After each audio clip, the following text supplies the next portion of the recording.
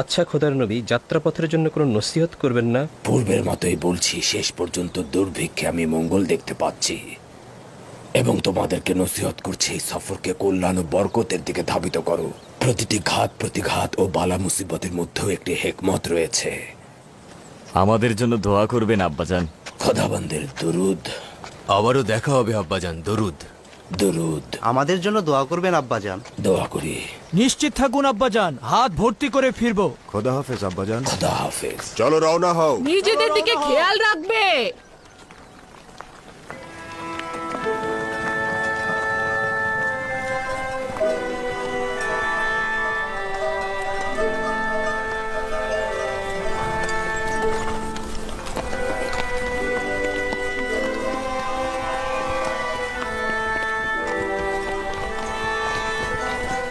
হে খোদাবন্দ, তাদেরকে সফল করুন, সুস্থভাবে ফিরিয়ে আনুন। আমিন।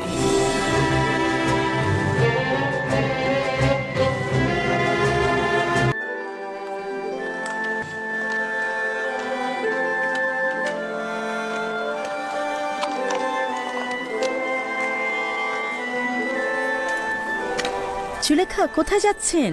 আবারও রাস্তায় বেরিয়েছেন? শুনলাম ইউজারশিপ সফর থেকে ফিরে আসছে, তাকে দেখার জন্য নীল নদীর কিনারায় যাচ্ছি। তুমি কি নিশ্চিত যে সে আসবে? আমি নিশ্চিত, দেরি হোক বা দ্রুত হোক।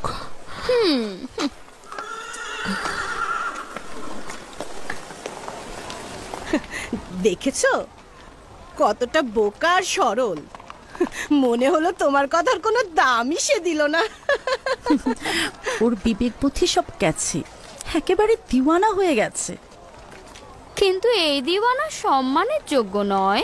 ইউজারশিপ সম্পর্কে বাচ্চারা আর জওয়ানরা তাকে ভুল খবর দেয়, আর সে তাদেরকে অনেক মুদ্রা উপহার দেয়। তার সকল ধন সম্পত্তি শেষ হয়ে যাওয়ার পরেও সে আশা ছাড়েনি। হ্যাঁ, ঠিক বলেছ। ইউজারশিপের কোনো খবর পাওয়া মাত্রই তাকে দেখতে সে পথে বেরিয়ে পড়ে। ইউজারশিপ তো এক একদিন এক এক শহরে থাকে, তার দিদার পাওয়া সম্ভব নয়।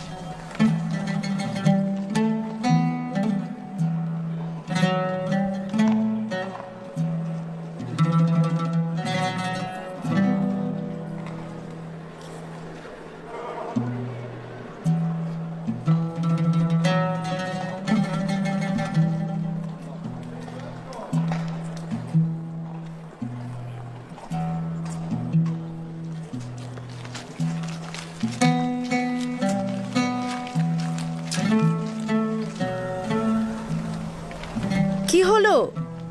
তোমার ইউজারশিপ এখনো আসেনি?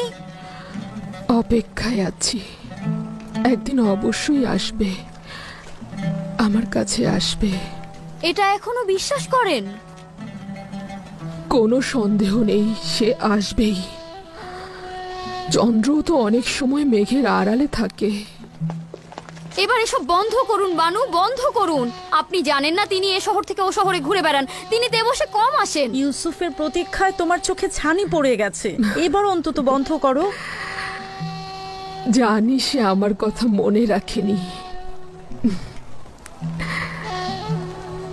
তবুও আমার কাজ অপেক্ষা করা, ইউসুফের কাজ অপেক্ষায় রাখা। প্রতিদিন এখানে এমন ভাবে বসে থাকবো যেন সে অবশ্যই এখানে আসে। এত অপেক্ষা করে ক্লান্ত হচ্ছ না? আর কত অপেক্ষা করবে? তুমি বুঝবে না, আমার এই জীবন পুরোটাই অপেক্ষার। যদি অপেক্ষাই না করি তবে বেঁচে থাকবো কি করে? এই অপেক্ষাই আমাকে আশা দেয়, আমার জীবনকে উদ্দেশ্য দেয়।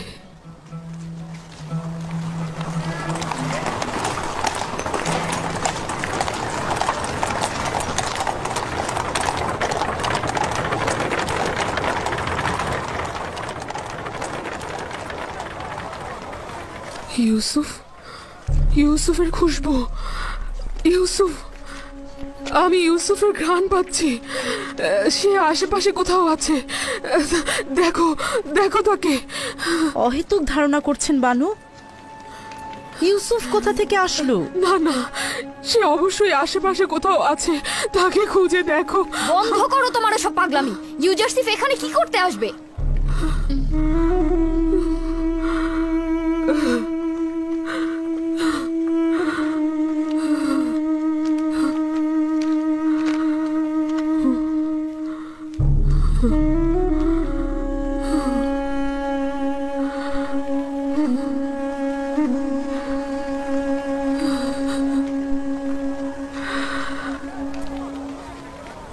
আমাকে ক্ষমা করবেন বানু, আমি ওভাবে বলতে চাইনি। আমার ভুল হয়ে গেছে বানু। আমি তোমার কথায় ব্যথিত নই। আমার অভিযোগ ইউসুফের প্রতি। যদি সে আসতো, এই সকল ব্যঙ্গ বিদ্রুপ আর কটাক্ষ শুনতে হতো না।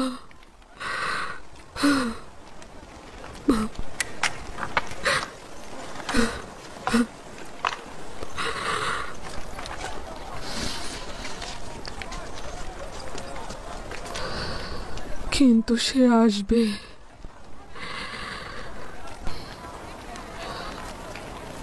আমার অপেক্ষার পালা শেষ করতে সে আসবে।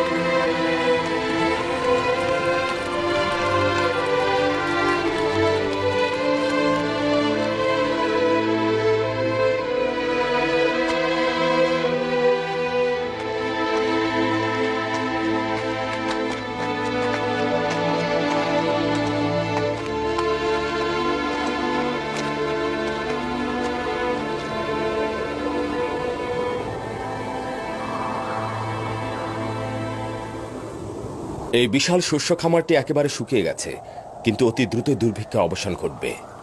আর এই জমিতেই মিশরের অসংখ্য কৃষক চাষাবাদ করতে পারবে। এখন তো এই বিশাল সম্পত্তি মিশরের হুকুমতের, তাই আমাদের উচিত হবে এই সম্পত্তি ভূমিহীনদের মধ্যে বন্টন করে দেয়া। তারা নিজেদের ইচ্ছে মতো চাষাবাদ করবে আর মিশরের হুকুমতে রাজস্ব দেবে। এটি খুব ভালো প্রস্তাব। এইভাবে গোলামগণ ভূমির মালিক হবে। ঠিক তাই।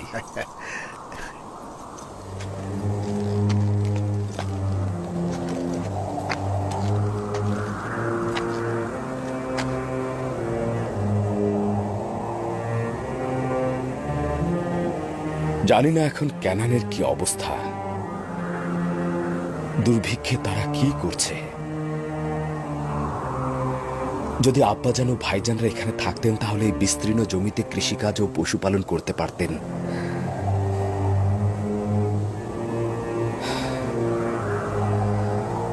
বিশাল নীল নদী যদি এভাবে শুকিয়ে যায় তাহলে নিশ্চিত ক্যানানের খুব বেহাল অবস্থা।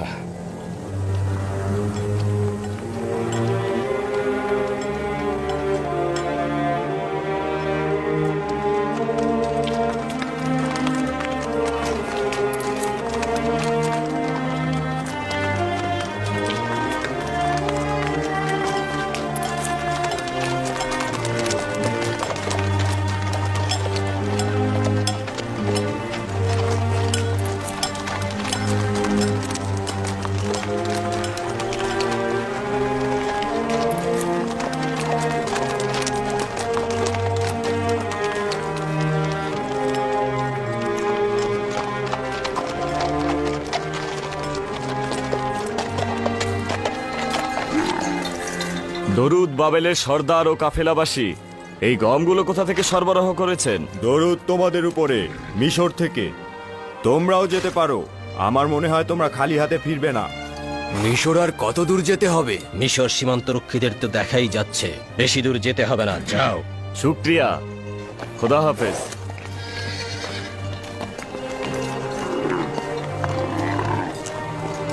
দ্রুত করো, জলদি করো। আচ্ছা, এখনো পর্যন্ত অনিশ্চয়তায় মিশরের দিকে চলছিলাম, এখন কি মনে হচ্ছে? এতক্ষণ পর্যন্ত তো কোনো আশাই দেখিনি।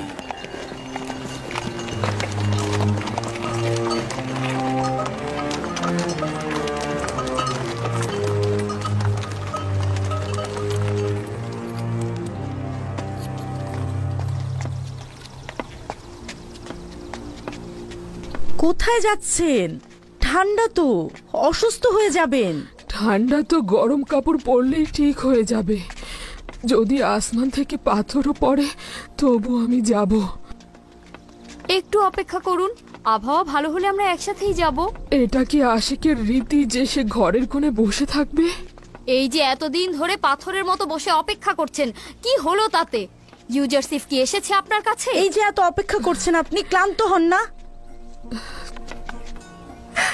তোমরা কেন বোঝো না?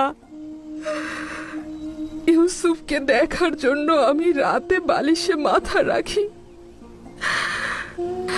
ঘুম থেকে উঠে আমি পাথরের মূর্তিগুলোর পাশে তার জন্য অপেক্ষা করি। তার জন্য অপেক্ষা করা ছাড়া আমার কিছুই করার নেই।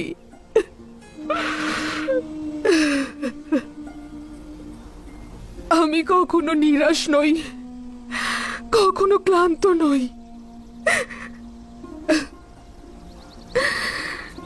ইউসুফের জন্য এই অপেক্ষাতে কেন বাধা দিচ্ছ আমাকে? আমার এটা ছাড়া আর কি আছে? আমরাও আপনার খোঁজে আর আসবো না। যেখানে ইচ্ছা যান, আমরা আর আসছি না। আপনি পাগল হয়ে গিয়েছেন। আপনি যদি আপনার জীবন ধ্বংস করেন তাতে আমাদের কি? আমরা কেন আমাদের জীবন ধ্বংস করব? তমা চল যাই, আমি এই হাওয়ায় বাইরে থাকতে পারবো না। তাকে নিয়ে চিন্তা করে আমাদের কোনো লাভ নেই। চল যাই।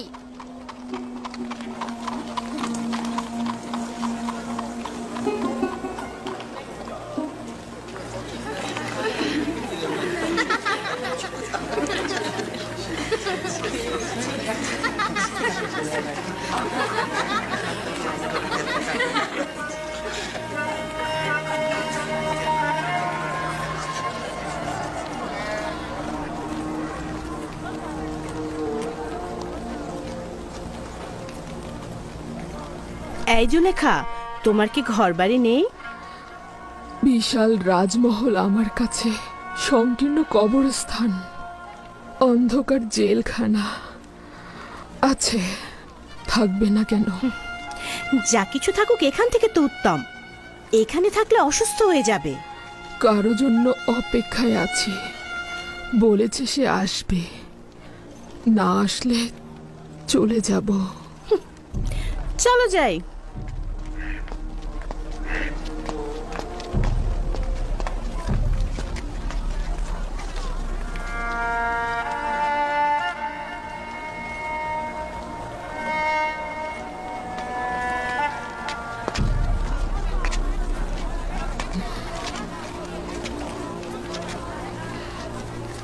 কি হলো?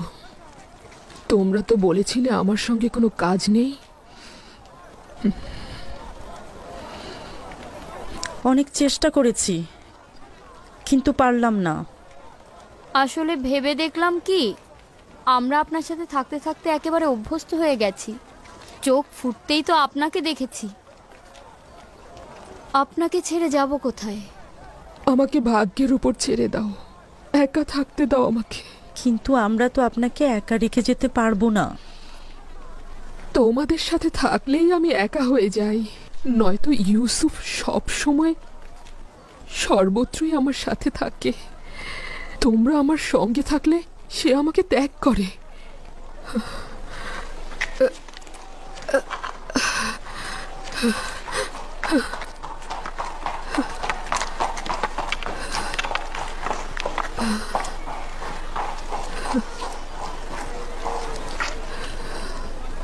জুলেখার এটা কি ধরনের ইশক?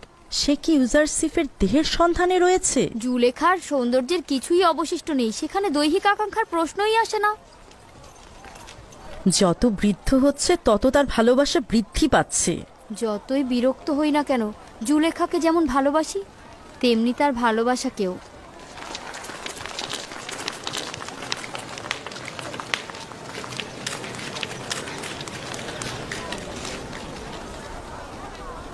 এখানে নিজের নাম ও ঠিকানা লিখো।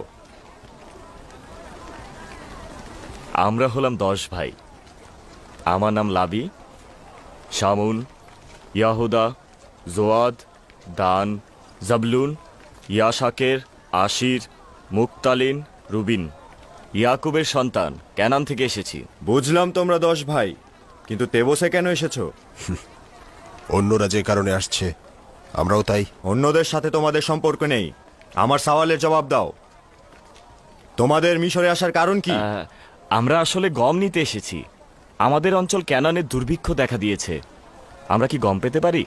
আমাদের ওজিফা হচ্ছে অপরিচিতদের পরিচয় জানা।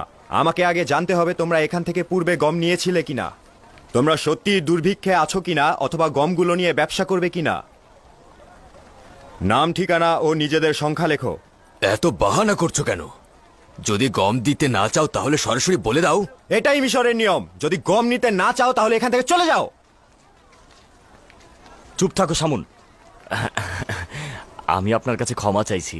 যদি এটাই নিয়ম হয়ে থাকে তবে আমরাও অবশ্যই পালন করব। বলুন এখন আমরা কি করব? নিজের নাম, পরিচয় এই প্যাপিরাসের উপরে লেখো। আমাকে সেটা নিয়ে গিয়ে জনাব ইউজারসিফকে দেখাতে হবে। জবাব না আসা পর্যন্ত ওই সদর দরজার পেছনে অপেক্ষা করো। অবশ্যই অপেক্ষা করব। এ আর এমন কি, তাই না?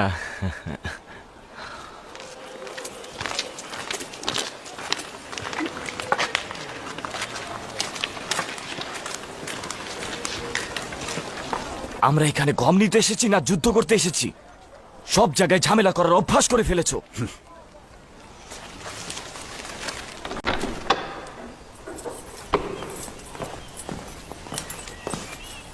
দরুদ খোদার নবী। সিরিয়ার দরজার প্রতিনিধি বিবরণী দাখিল করতে চাইছে। তাকে কি ভেতরে আসতে বলবো? হ্যাঁ, আসতে বলুন। জি জনাব।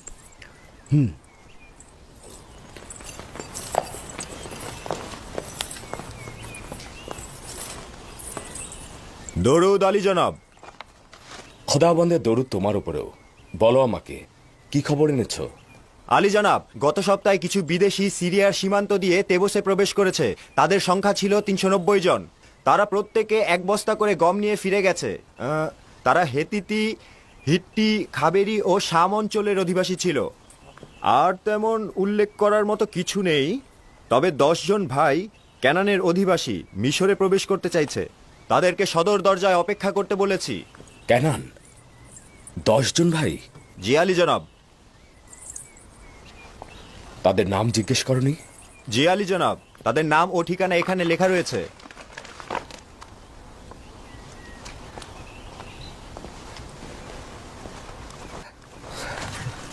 তারা কি বনি ইসরাইল?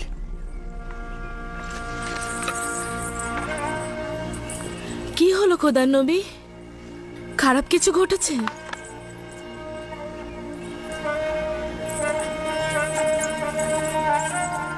এই প্যাপিরাসে কি লেখা রয়েছে? তেমন কিছু না বানু। 10 জন ক্যানানের অধিবাসীর নাম ও ঠিকানা। জনাব মালিক, তাদেরকে ইজ্জত ও সম্মানের সহিত জনাব অখনাতুনের রাজমহলে নিয়ে আসুন।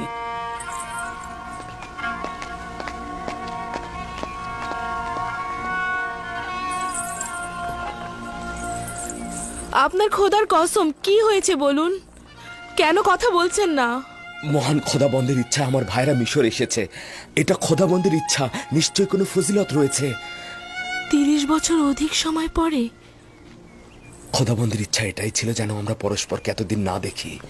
তোমার কাছে আমার একটা তাগাদ রয়েছে, আমার ভাইদের উপস্থিতি সম্পর্কে কাউকে কিছু বলবে না। হে মহান খোদা তাআলা, অসংখ্য শুকরিয়া তোমাকে।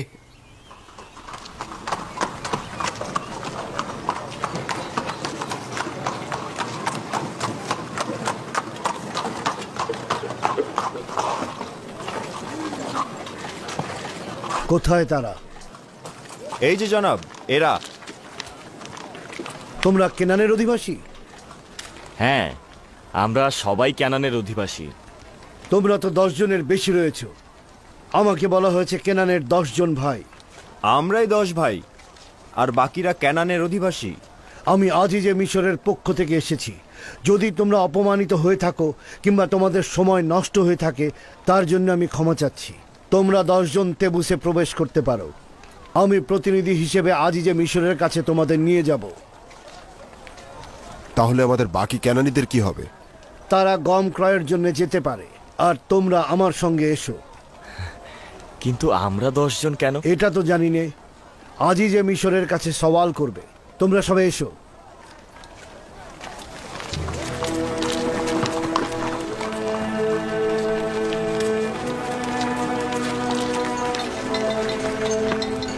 আমরা কোথায় যাব? এখন আমরা কি করব লাবি? চিন্তা করো না, তোমরা গম সংগ্রহ করতে যাও। অতঃপর তোমরা এই দরজার সামনে পরস্পর মোলাকাত করবে, আর তাদের ভারবাহী প্রাণীগুলোকে গোয়াল ঘরের দিকে নিয়ে যাও। আপনারা আসুন।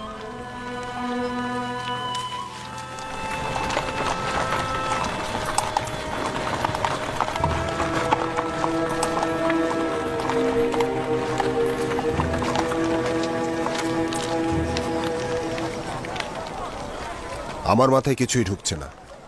কেন এত কঠোরভাবে বাধা দেয়া হলো, আবার এখন এত নমনীয় কেন? আজিজে মিশরি বা কেন আমাদের রাজমহলে দাওয়াত দিলেন? এই কঠোরতা সদর দরজার প্রতিনিধির মূর্খতা ছিল। এই নম্রতা আজিজে মিশরের ফরমানে বাস্তবায়িত হচ্ছে, আর এই মেহমানদারি তার নির্দেশেই পালিত হচ্ছে। মিশরের জনগণ ইউজারশিপকে অত্যন্ত ভালোবাসে। সেও সকলের প্রতি অত্যন্ত মেহেরবান। তবে সবাইকে রাজমহলে দাওয়াত করেন না। এই দাওয়াতের দলিল সম্পর্কে নিজেরাই সওয়াল করে জেনে নিও। আমি বলতে পারছি না, ঠিক আছে?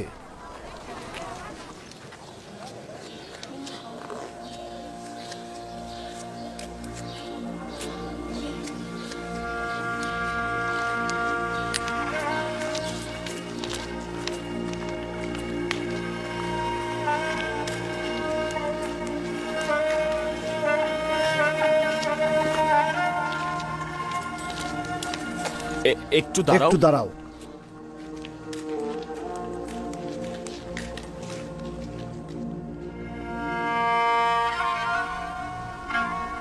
দেখো আসনাত, এরা হচ্ছে আমার ভাইজান। তাদের আমি ভালো মতো চিনতে পারছি না। এটা মিশরের বাদশাহ অখন আতনের রাজমহল। তোমরাই প্রথম বিদেশি যাদের এই রাজমহলে প্রবেশের অনুমতি দেয়া হয়েছে। হ্যাঁ, ওই যে মালিকের সঙ্গে সঙ্গে যে রয়েছে সে হচ্ছে লবি। তাকে খুব ভালোভাবে স্মরণে আছে। আমার সর্বোৎকৃষ্ট ভাই, যে আমাকে হত্যার হাত থেকে বাঁচিয়েছিল। হায় খোদা, তাদের চুলগুলো একেবারে সাদা হয়ে গেছে। সময় তাদের কেমন বিবর্ণ বানিয়ে দিয়েছে।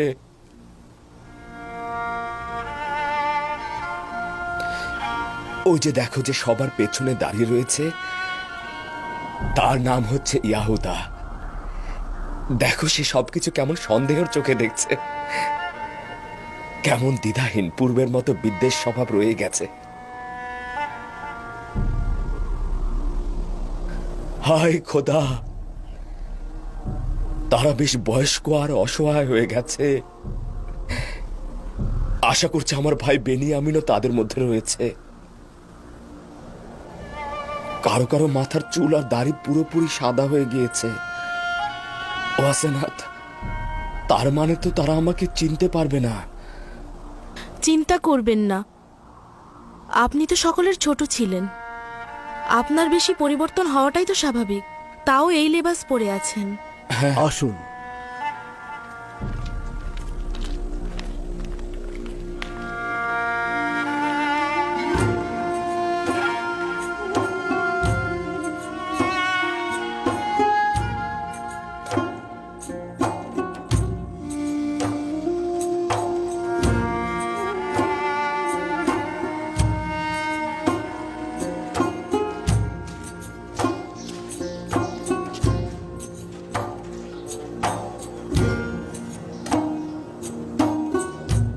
এসো, যাওয়া যাক।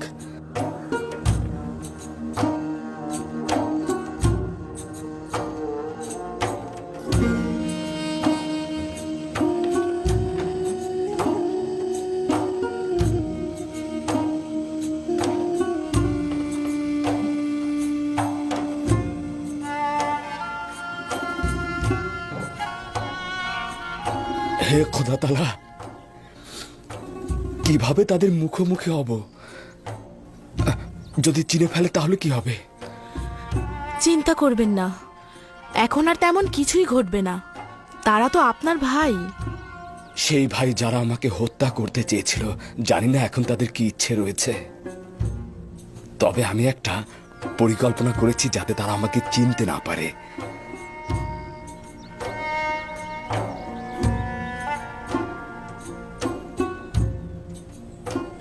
আবারও সেই নিশানা মাউদ।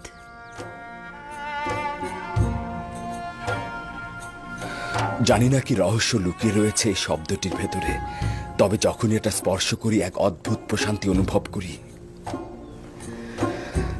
আমি এখানে তাদের কয়েকদিন রাখতে চাইছি। 30 বছরেরও অধিক সময় তাদেরকে না দেখেছিলাম। আমরা কি জানতে পারবো না কেন আমাদের এখানে আনা হয়েছে? বুঝতে পারছি না আমাদের সঙ্গে আজিজে মিশরের কি কাজ থাকতে পারে। আসা উচিত হয়নি। মনে হচ্ছে কোনো ফাঁদে আটকা পড়েছি, উদ্ধারেরও কোনো পথ নেই। আমি কিন্তু ঠিক উল্টো অনুভব করছি, নিরাপদ অনুভব করছি, খারাপ কোনো নিয়ত নেই।